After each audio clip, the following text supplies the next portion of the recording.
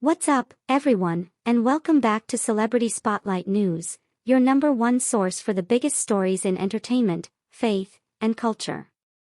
I'm your host, and we're breaking into our regular programming tonight because we have a story that's literally stopped the Christian world in its tracks. 90-year-old televangelist Jimmy Swaggart, the man whose voice has echoed through American homes for over 7 decades, is fighting for his life tonight after suffering a sudden cardiac arrest in his Louisiana home. And folks, what's happening right now across the country in response to this news is absolutely unprecedented. Let me paint you a picture of what happened that changed everything. It was supposed to be just another quiet evening in the Swaggart household. Picture this: 90-year-old Jimmy had just finished his nightly scripture reading in his study, a ritual he's maintained for decades, even as age has slowed him down. His wife Frances had just stepped away to prepare tea when she heard it, a loud thump, followed by an eerie silence that every spouse fears. When she rushed back into the room, her heart nearly stopped. Jimmy was slumped over in his chair, his hands still clutching his Bible, his face pale and still. He wasn't breathing. But here's what makes this story incredible: Frances didn't panic. This woman, who has stood by her husband through decades of ministry, controversy, and triumph, immediately dialed 911 and knelt beside him, whispering prayer after prayer, her voice trembling but her faith unshaken. Within minutes, paramedics arrived to find one of America's most recognizable religious figures in full cardiac arrest. The scene quickly turned intense as the medical team began CPR, working urgently to revive the man who had spent his life reviving others spiritually. Frances stood nearby, watching the man she had loved and served beside for more than 6 decades fight for his life. After what felt like an eternity, one of the paramedics finally managed to restore a heartbeat, but Jimmy remained unconscious. At 9 p.m., Jimmy Swaggart was rushed to Baton Rouge General Hospital under full emergency protocol and placed directly into the intensive care unit, beginning a vigil that would capture the attention of millions worldwide. The sight that greeted Frances when she was first allowed into the ICU was one she had quietly feared but never spoken aloud. Jimmy lay motionless, eyes closed, surrounded by tubes and cold medical equipment that seemed so foreign to a man who had spent his life surrounded by warmth, music, and worship. But Frances didn't focus on the machines. Her eyes were only on his face as she slowly walked to his side, took his hand in hers, and whispered through trembling lips, "You're still here, and I'm still praying." Sons Donnie and Gabriel joined her shortly after, and the look in their eyes was one of heartbreak mixed with resilience. Both men had grown up watching their father pour every ounce of his life into the gospel. He wasn't just family, he was their spiritual foundation. Seeing him connected to wires and unresponsive was almost too much to bear, but they didn't crumble. Instead, they did what Swaggarts do: they prayed. Doctors shared that his heartbeat had stabilized thanks to the quick intervention at home, but his body had endured severe shock. He was placed on a ventilator to support his breathing and kept sedated to prevent further strain on his heart. His condition, critical. Here's what got to me about this story: Frances brought a speaker from home and made sure Jimmy's own voice was playing, songs he had recorded years ago, filled with passion and faith. Now those same songs filled the sterile ICU room with peace, creating what one young nurse later called church in that room, even with all the machines. After nearly 24 hours of silence, the Swaggart family knew they had to speak. Rumors were circulating online, supporters were anxious, and believers across the country were searching for answers. The ministry released a simple but powerful statement: "We ask for your prayers. Our beloved husband, father, grandfather, and pastor, Jimmy Swaggart, is currently in the intensive care unit after suffering a sudden cardiac arrest. He is in stable but critical condition." But it was Donnie Swaggart's video message that really hit people. Recorded from a quiet corner of the hospital, dressed plainly with visible fatigue and emotion in his voice, he looked directly into the camera and said, "I wish I could tell you he's awake and talking. I wish I could say this storm is over, but we're not there yet. What I can tell you is that he's fighting, and we're fighting with him in prayer." That message spread like wildfire. Comments and shares flooded in by the thousands within minutes. Messages came from pastors in Kenya, church members in Brazil, gospel singers in Atlanta, and elderly couples in small towns who had followed Jimmy's ministry since the 1980s. What happened next at Family Worship Center was absolutely incredible.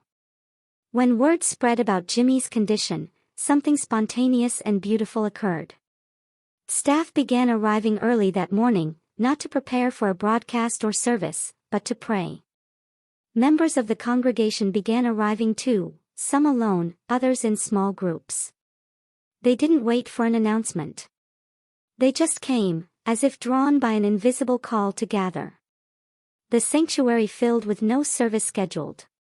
The pulpit stood untouched, no stage lights, no choir rehearsing, yet something holy was unfolding. The same pews that had held crowds hungry for the word now held people hungry for hope. People wept quietly, many clutching tissues in one hand and Bibles in the other. Some knelt at the altar where Jimmy had led countless altar calls. There was no microphone, no preacher, no program, just presence. When Donnie stepped onto the platform, not as a preacher but as a son, his voice was softer than usual.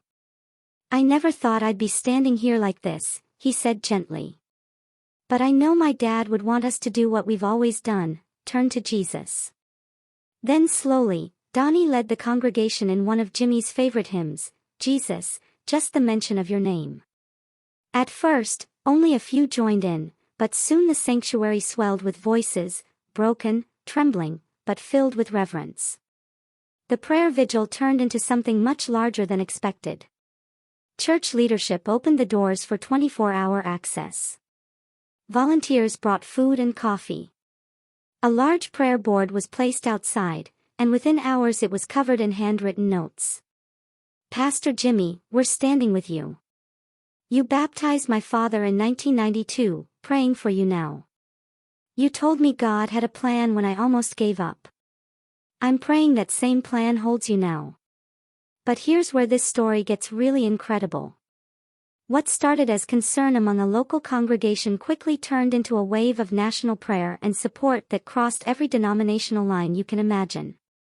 Churches across the country, regardless of denomination, began lifting Jimmy up in prayer. In Texas, a Baptist church paused their Sunday sermon to collectively pray. In Atlanta, a megachurch with a younger audience dedicated an entire worship song to him. In a small town in Kentucky, an elderly woman stood before her congregation with a tearful testimony. "I was watching Jimmy on television 40 years ago while grieving the loss of my child. He looked into that camera and it felt like he was talking straight to me. He said, 'God hasn't forgotten you. I owe him my life.'" Christian radio stations across the country picked up the story. Hosts paused between songs to read updates, play Jimmy's classic worship tracks, and invite listeners to call in with prayers. One listener said, "I was just a teenager when I heard Jimmy Swaggart preach on his Sunday night broadcast. That's when I gave my life to Christ. I'm praying for him like I would pray for my own father." Social media became flooded with support. The hashtag #PrayForJimmy began trending among Christian communities. People shared old photos from Jimmy's revivals, videos of favorite sermons, and stories about how his ministry rescued them from addiction, depression, and even suicide. One post that really got to me: "I was in prison when I first heard his sermon on a tiny radio. That message turned my heart around. I've been clean and walking with God ever since. Now I'm praying for the man who helped save me." Even well-known pastors and gospel artists joined in. From Joel Osteen to T.D. Jakes, tributes began appearing online. One well-known gospel singer posted a video wiping tears from her eyes as she sang Jimmy's song, "There Is a River," captioning it, "I don't know where this storm is headed, but I know the one who calmed the sea." TV networks began running features reflecting on Jimmy's legacy, especially among those old enough to remember the early days of televised evangelism. Many called him a pioneer, others a bridge between generations. But here's what really shows his impact: in hospitals, nursing homes, and prisons, places many had forgotten, his name sparked remembrance and reverence. In a California rehab center, a group of recovering addicts gathered to watch one of his classic crusades on YouTube. When it ended, one said softly, "That man doesn't even know it, but he helped bring me back from the edge." As we report this story, Jimmy Swaggart remains in intensive care at Baton Rouge General Hospital. At 90 years old, recovery from cardiac arrest is uncertain, but his condition has stabilized thanks to the quick actions of Francis and the medical team. The Swaggart family has made no false promises. They're not sugarcoating the reality, but their faith, quiet, steady, and sincere, speaks louder than any headline. They're not asking for pity, but for prayer, not for panic, but for peace. Jimmy Swaggart Ministries continues to operate, with Donnie and the team ensuring that broadcasts continue and the ministry's work goes on. The 24-hour prayer vigil at Family Worship Center remains active, with people coming and going around the clock. What's remarkable is how this crisis has created something rare in our divided world: unity. Regardless of age, race, or background, people across the country are feeling this moment in their own way, and through that shared reverence, something beautiful is happening. Whether Jimmy Swaggart recovers to preach again or watches from home, one thing is crystal clear: his legacy is secure. For over 7 decades, his voice has echoed through American homes, bringing hope to the hopeless and faith to the faithless. This isn't just about a 90-year-old man in a hospital bed. This is about the power of a life poured out in service, about the ripple effects of faith shared across generations, and about how one voice from small-town Louisiana became a soundtrack for millions of spiritual journeys. The man who once preached to 3 people in the rain with no microphone now has millions praying for him. The boy who grew up on dirt floors listening to radio preachers has become the preacher the world is listening for updates about. His story touches something universal: the power of faith, the reality of human frailty, and the possibility of redemption. Whether you agree with his theology or not, you can't deny the sincerity of his calling or the depth of his impact. As we wrap up this special report, I want to leave you with this: Jimmy Swaggart's story is still being written. This crisis has revealed not just the fragility of life, but the strength of faith communities when they come together. In an age of social media outrage and cultural division, we're witnessing something remarkable: genuine unity around a shared hope for healing. Churches that rarely agree on anything are praying together. Generations that don't always understand each other are worshiping together. This is bigger than one man's health crisis. This is about the power of a life lived with purpose, the impact of authentic faith, and the reality that even our spiritual heroes are human beings who need our prayers. We'll continue following this story as it develops. Jimmy Swaggart's condition, his family's strength, and the global response all remind us that some stories transcend celebrity news. They become testimonies to the power of faith, hope, and love. That's our special report on Jimmy Swaggart's cardiac arrest and the incredible worldwide response. Make sure to subscribe to Celebrity Spotlight News for continued coverage of this developing story. Hit that notification bell, and let us know in the comments how this story has impacted you.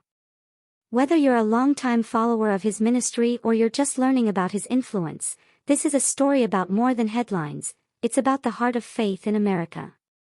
Until next time, this is Celebrity Spotlight News, bringing you the stories that matter most.